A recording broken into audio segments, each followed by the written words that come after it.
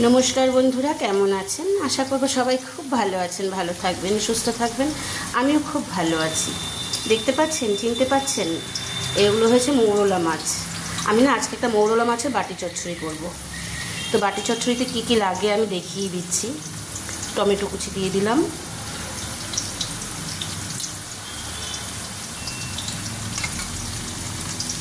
জিরে বাটা দিয়ে দিলাম, লঙ্কা বাটা দিয়ে দিলাম, আর একটু সরষের তেল দেব,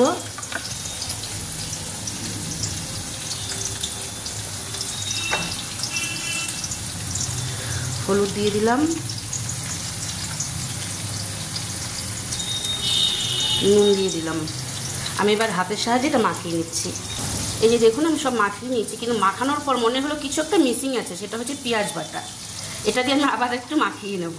কথায় কথায় পেঁয়াজ বাটাটা দিতেই ভুলে গেছি। এখানে কাতলা মাছও আছে, ওর পর আবার এই মাছটা রান্না করব।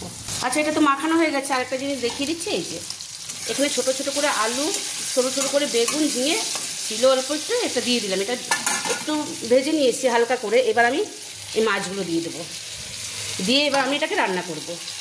দেখুন কষানো হয়ে গেছে, জাস্ট একটু বাটি ধোয়া জল, আমি কিন্তু আর জল দেবো না। মৌরলা মাছের বাটি চচ্চড়ি রেডি, জাস্ট একটু ধনেপাতা, ব্যাস। আবার পরের ভিডিওতে আসছে।